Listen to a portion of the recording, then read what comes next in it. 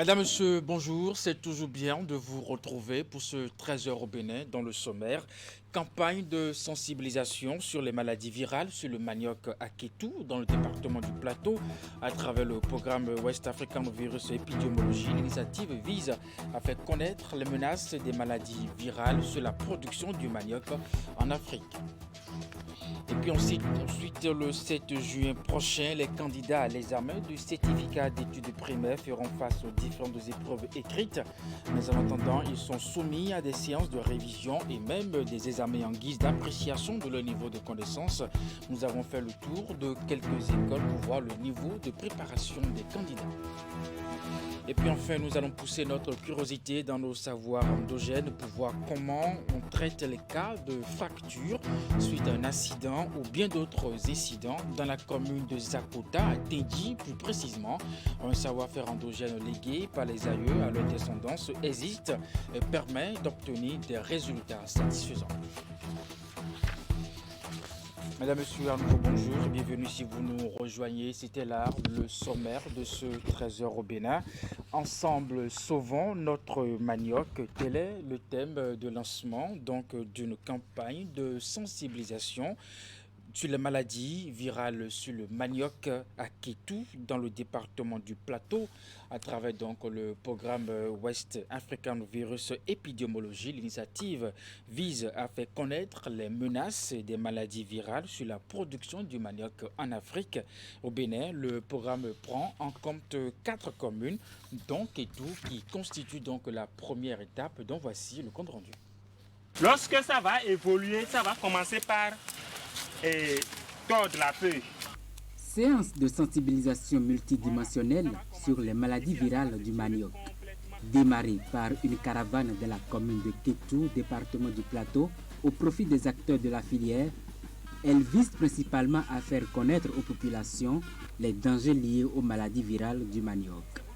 Le choix du département de Plateau pour le lancement officiel de cet important événement national sur le manioc se justifie à plus d'un titre, car les départements de l'Ouémé et du Plateau continuent de fournir les plus importants tonnages de manioc.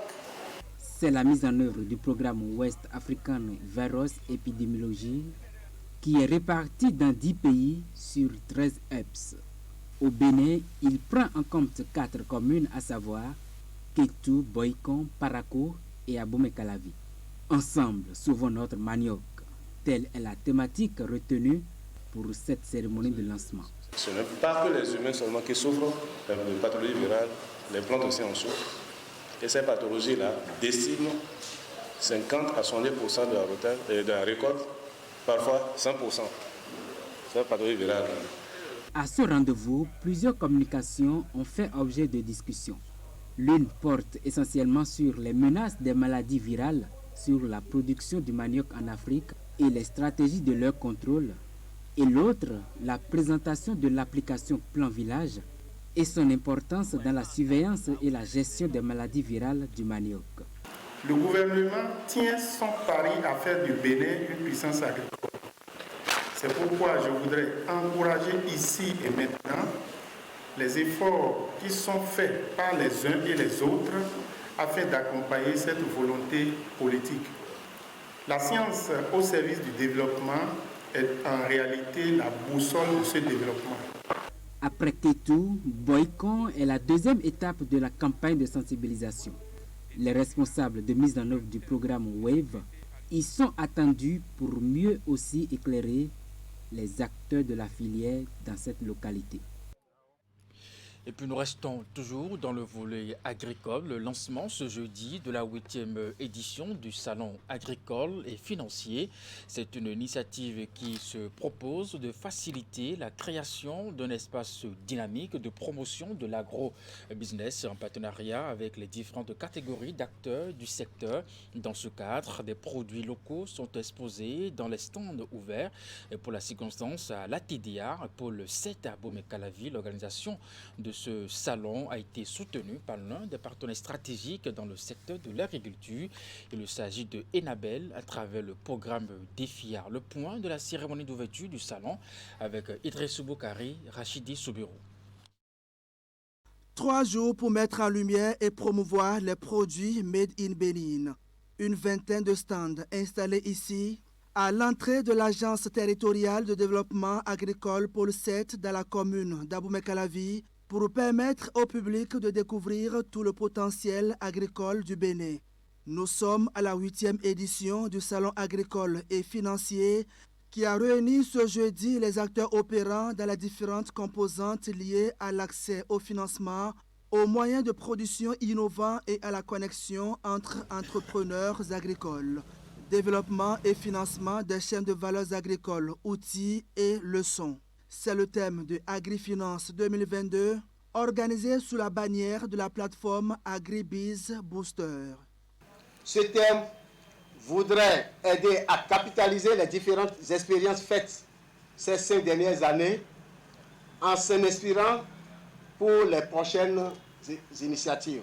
Au cours de cette édition, il sera davantage mis en exergue la nécessité du développement de la collaboration entre les différents partenaires actifs dans le secteur agricole, du partage d'expériences en matière de financement agricole, puis de production agricole respectueuse de l'environnement. Au programme. Un programme bien garni couvre les 3 jours d'activité. Des panels de discussion entre experts, des masterclass, des expositions, des séances de dégustation des produits locaux, des rencontres d'affaires et de partage d'expériences. C'est une édition qui répond aux besoins et aux attentes des partenaires techniques et financiers comme Enabel DEFIA et Plan International Bénin qui apportent leur soutien à cette initiative. Nous sommes là pour dire toute notre fierté d'accompagner cette initiative qui a dans toute sa composition un pan qui s'occupe de promouvoir les femmes et les jeunes. Et nous espérons que les discussions et les panels permettront en tout cas de partager les meilleures expériences, de tirer des enseignements utiles et d'aider l'ensemble des acteurs, au premier chef, les agences gouvernementales, à améliorer la stratégie de renforcement du développement agricole, de créer beaucoup plus de synergie entre les partenaires techniques et financiers. AgriFinance 2022 veut contribuer à améliorer l'environnement de l'entrepreneuriat agricole et de l'agrobusiness au Bénin. Les stands restent ouverts au public jusqu'au samedi 15 mai 2022. L'exposition Art du Bénin d'hier et d'aujourd'hui se poursuit au palais de la présidence de la République ce mercredi. Justement, les trésors royaux ramenés de la France ont reçu la visite des directeurs généraux d'offices d'État et des chefs des entreprises privées. Ces derniers ont été conviés par le ministre de l'économie et des finances et son collègue de la culture, du tourisme et des arts pour admirer ces œuvres. Voici les détails avec Narcisse Alossé, mon fils de Sabouran. Des responsables d'entreprise au contact des trésors royaux, l'instant d'une mi-journée, celle du mercredi 11 mai 2022. Ils sont venus revisiter l'histoire du Bénin à travers les 26 œuvres ramenées de la France. Une visite spéciale dont le ministre de la Culture, du Tourisme et des Arts est le guide de circonstance. Puisque nous avons la volonté de développer dans notre pays les industries culturelles et créatives.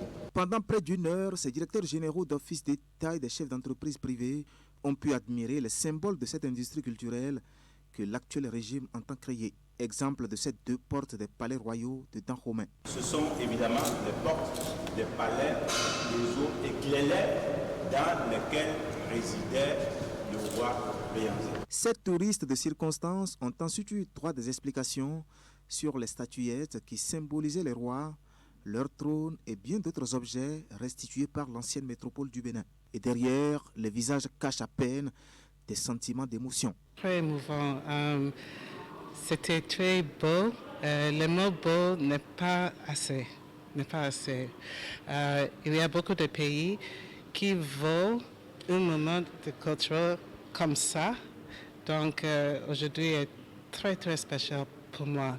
Parce que lorsque on vous retrace l'historique en tant que Béninois, lorsqu'on vous retrace l'historique de votre, de votre pays, ça vous fait quand même donner la chair de poule. Donc vraiment, d'abord c'est l'émotion et puis c'est aussi la fierté de revoir ces œuvres. Certains parmi eux ont su immortaliser ces instants. Après ces trésors royaux exposés ici à la salle du peuple, direction la salle des fêtes beaucoup plus éclairée.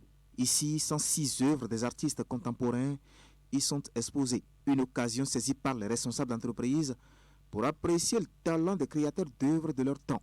Merci infiniment à vous qui représentez la réussite et qui représentez la richesse de notre pays. Monsieur le ministre d'État.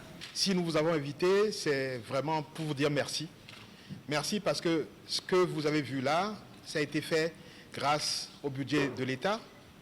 Et le budget de l'État, c'est qui? C'est vous. C'est vos contributions. Donc déjà, vraiment, le premier message, c'est vous dire merci. C'est votre sens du respect de la loi, du civisme fiscal, qui fait que chaque jour, nous arrivons à tenir nos engagements, nous arrivons à faire nos projets, à financer notre économie. Tout comme bien d'autres curieux qui ont défilé par ici, ces acteurs du monde des affaires ont ainsi participé à l'exposition Art du Bénin d'hier à aujourd'hui, de la restitution à la révélation. Un événement commencé depuis le 20 février dernier et qui prend fin à la date du 22 de ce mois de mai.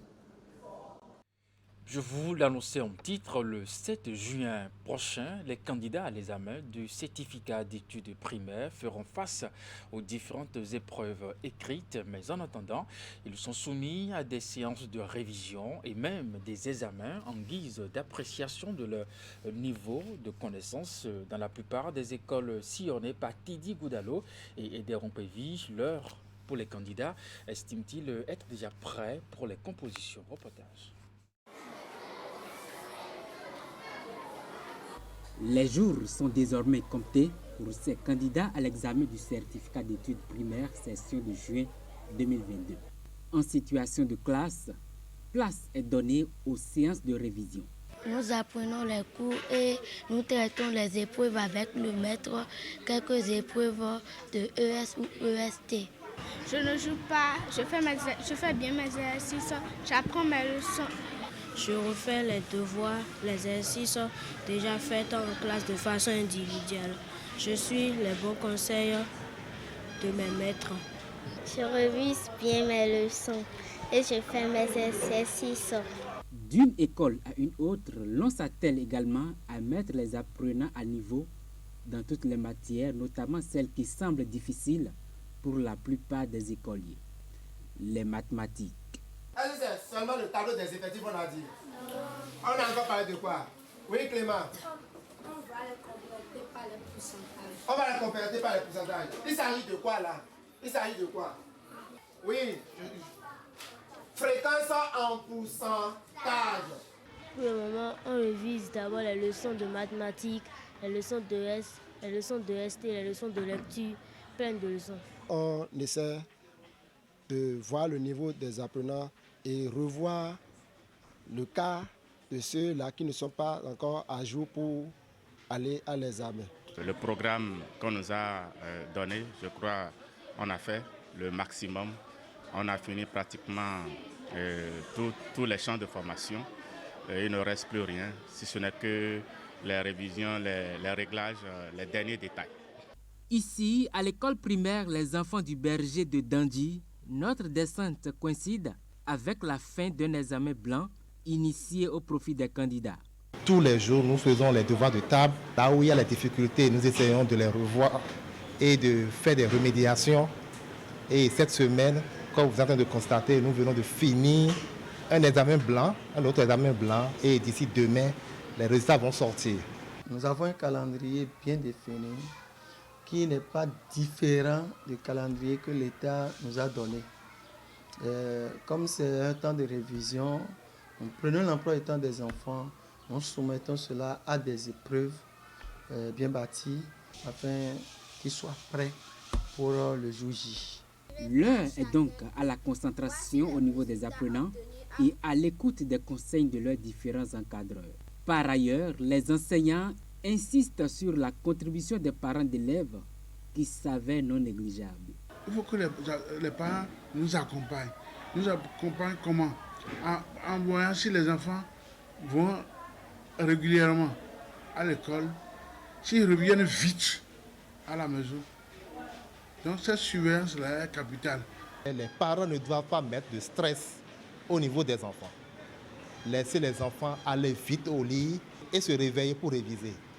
Vite les déparasiter et leur donner les médicaments nécessaires pour que le dernier jour, qu'ils ne tombent pas malades. En attendant, le 7 juin prochain, date du démarrage des épreuves écrites du certificat d'études primaires, candidats, encadreurs et parents d'élèves sont conviés à jouer convenablement leur partition pour espérer de bons résultats. Et dans la suite de ce trésor au Bénin, leur rôle est capital dans la mobilité urbaine, surtout à Cotonou, mais dans le rang de ces derniers, il y en a qui viennent des localités situées à une centaine de kilomètres de Cotonou pour exercer ce métier. S'il vous arrive de faire le tour de la ville à une certaine heure de la nuit, vous les verrez dormir sur leur engin après une journée bien remplie de travail, une situation qui les expose à plusieurs risques. Alors comment peut-on expliquer cette pratique? C'est une enquête de Idrissou Boukari et des Rompévis qui ont passé une nuit avec les étudiants et nous rapportent ici des images sur la réalité, les risques, mais aussi des explications.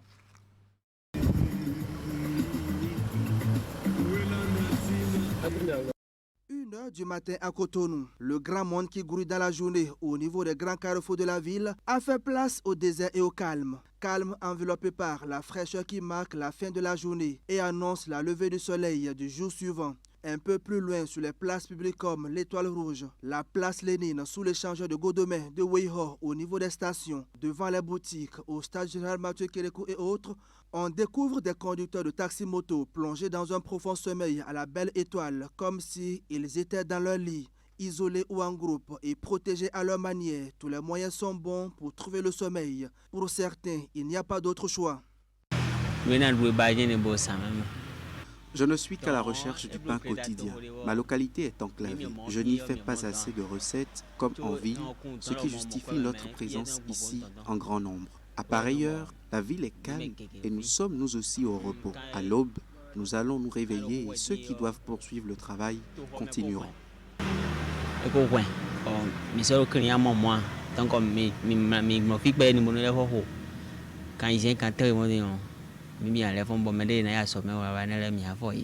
Mais qui sont en réalité ces conducteurs de taxi-moto? D'où proviennent-ils? Et pourquoi sont-ils obligés de passer les nuits hors de leur chambre à Cotonou et loin de leur famille? Des réponses à ces questions nous éclairent. Achille et les autres viennent des communes environnantes de Cotonou. On cite entre autres Kana, Zakota, Agbenzo, Djidja dans le Zou, Alada, Ouida, Tofo, Kwamassé dans l'Atlantique et certaines régions du Mono. Après une intense journée de travail, impossible pour eux de regagner leur domicile respectif. Il faut alors dormir sur sa moto malgré les multiples risques auxquels on est exposé. Mais ils en ont bien conscience.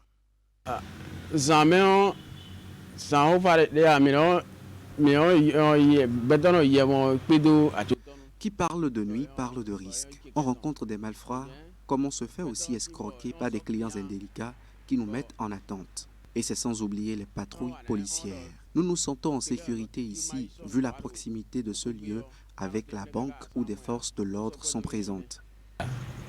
Nous ne sommes pas des noctambules à craindre. Notre seul objectif, c'est pouvoir joindre les deux bouts. Ce qui me soulage moi en plus, c'est la baisse de l'insécurité grâce à l'état actuel des voies, l'éclairage public et la police qui veille au grain. Cette scène est par ailleurs la manifestation des conséquences de l'exode rural. Des jeunes qui fuient la précarité de leur localité pour retrouver Cotonou, la capitale économique, où tout bouge. Cette pratique a été toujours combattue par l'Union des conducteurs de taxi-moto de la ville de Cotonou. Entre-temps, on aurait appris que les bandits les ont attaqués en versant dans leur bouche ou sur leurs lèvres les super glus qu'ils ont collés. Et ils ne peuvent plus ouvrir au réveil quand on les a projetés. Pour leur arracher la moto, ils ne peuvent plus ouvrir la bouche pour dire olé. Donc ces phénomènes-là nous ont été rapportés. Nous avons dit, mais c'est grave ce que vous faites. Au même si vous n'avez pas là où dormir ici, regroupez-vous en association ou en un groupe de 10 ou de 15, et vous allez louer une chambre où vous allez vous cotiser chaque mois et payer. Là, vous pouvez dormir bien, vous levez le matin, vous lavez bien et vous allez vous mettre au travail. Le mal est là et il faut agir. Selon l'Union des conducteurs de taxi-moto de la ville de Cotonou, pour mettre fin à cette pratique, les autorités doivent prendre leurs responsabilités, à commencer par la municipalité. La solution revient à l'autorité municipale qui doit prendre les taureaux par les cornes en interdisant aux gens de dormir dans les belles étoiles. Nous allons, au niveau du syndicat et de ma confédération syndicale, continuer la sensibilisation, organiser des séminaires, des formations pour qu'ils puissent appréhender le bien fondé du système qui consiste, après le travail, il faut aller dormir chez soi. Déjà en 2017, à travers ce communiqué, l'ancien préfet du littoral avait manifesté sa détermination à arrêter ce phénomène. Selon le document signé par Modeste Toboula, le fait que ces conducteurs de taxi-moto dorment sur les places publiques laisse présager d'un climat d'insécurité et de grand banditisme en milieu urbain. La lutte n'a pas encore porté ses fruits et l'actuel préfet est appelé à marcher dans les pas de son prédécesseur Modeste Toboula. Et puis nous allons finir ce 13h au Bénin par un savoir-faire endogène suite à un accident ou bien d'autres incidents. Plusieurs personnes se retrouvent avec une entorse ou bien entendu déboîtement ou une fracture. Le traitement prend non seulement du temps mais s'avère onéreux avec parfois une incertitude dans la guérison. Dans la commune de Zapota, à Tindji plus précisément, un savoir-faire endogène légué par les AE à leur descendance existe et permet d'obtenir des résultats satisfaisants. La famille Aller-Lenon en est dépositaire. Elle traite depuis des générations différentes formes de fractures, d'entorses et autres maux du genre. C'est un reportage de Imet Elena Moussou. C'est un savoir-faire endogène vieux de plusieurs siècles. Il a été transmis de génération en génération et se perpétue encore aujourd'hui. Ces connaissances et pratiques de la tradition réussissent parfois là où même celles modernes et scientifiques manquent de résultats probants. Dans le village de Tindji à Zapota, des patients souffrant d'entorses, de déboîtement et de fractures à l'épaule, la jambe, le bras, la cuisse ou toute autre partie du corps se font soigner et obtiennent satisfaction grâce à des traitements traditionnels.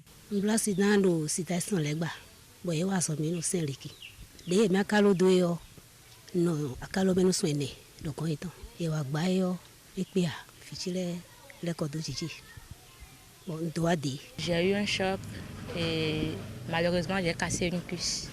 C'est ma raison d'être ici. Sinon j'étais même mal à l'hôpital. J'ai fait quelques 3 jours là-bas.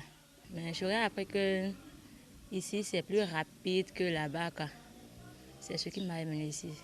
On place dans ça va pour piler à sommer le coton il dormait quand à ça quand j'ai un tel. À ça on fait là. Donc quand deux gamins il y a 120 000. Fitel quand t'as sous le confie assez fitel sur le fiboton fibo à dormir donc les voitures et n'a ya nuit on peut pas qu'à faire nos blo son dopo à ça tandis qu'on ça. Parfois le traitement à l'hôpital ne réussit pas et on est obligé de venir ici. Donc il vaut mieux directement se faire traiter ici.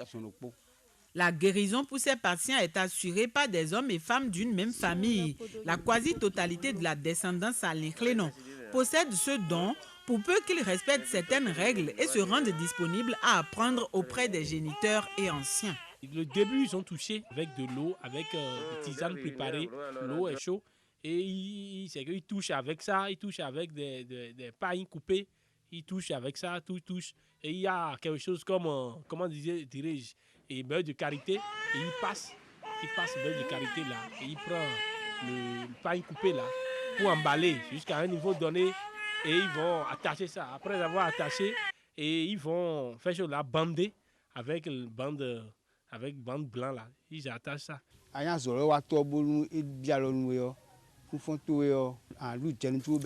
Quand on exerce ce savoir-faire, on ne mange pas salé le matin avant de démarrer.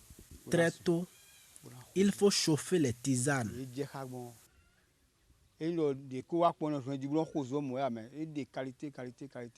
Le traitement se fait selon le type et la forme de la fracture. Nous avons nos méthodes et nos instruments.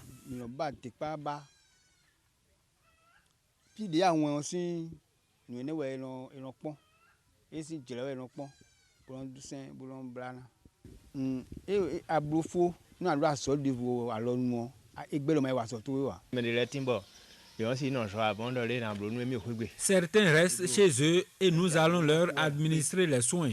Quelle que soit la fracture, nous traitons tant que c'est encore possible.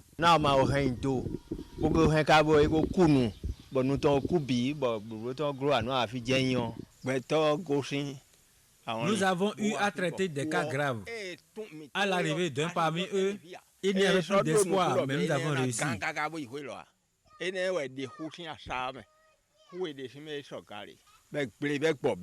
Le traitement peut être administré à toute personne, quelle que soit son appartenance religieuse. Il est en effet fait à base de décoction, de tisanes et pommades de fabrication traditionnelle. La force spirituelle de la guérison est octroyée par l'ancêtre totémique Torio de la famille. L'histoire raconte qu'ils ont hérité du savoir-faire de leurs aïeux. Ces derniers auraient été emmenés pour servir le roi. Ce que nous faisons ici, ce n'est pas de gris-gris. C'est un héritage que nous perpétuons. Seuls les descendants de la famille Alinhleno pratiquent ce savoir. Nos filles mariées peuvent le faire, mais leurs enfants non. Les tisanes sont faites à base d'ingrédients divers.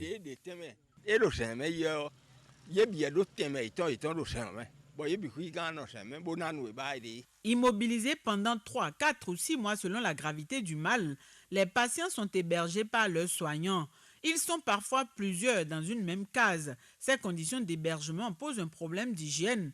À ceci s'ajoutent les difficultés financières soulevées par la majorité des patients.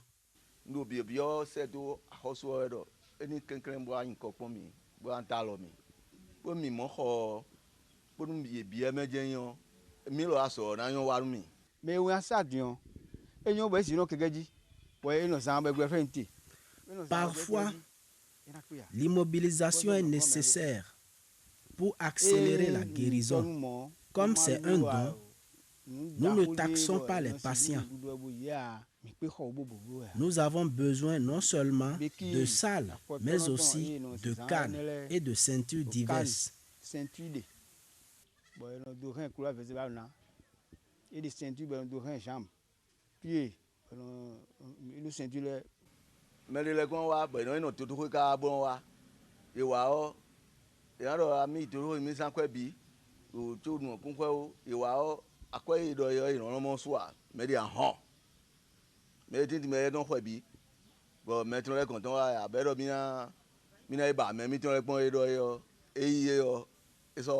Le traitement des diverses fractures réussi à Tenji vient une fois encore mettre l'accent sur la disponibilité de solutions traditionnelles efficaces à des problèmes sérieux. Face aux difficultés qui entravent la valorisation de ce savoir-faire endogène, les praticiens en appellent à l'accompagnement de personnes de bonne volonté ou des organisations non gouvernementales. Dans le cas présent, ces guérisseurs souhaitent la construction de salles d'hospitalisation dont la gestion et l'entretien seraient définis et confiés à un comité composé des membres issus de chacune des parties.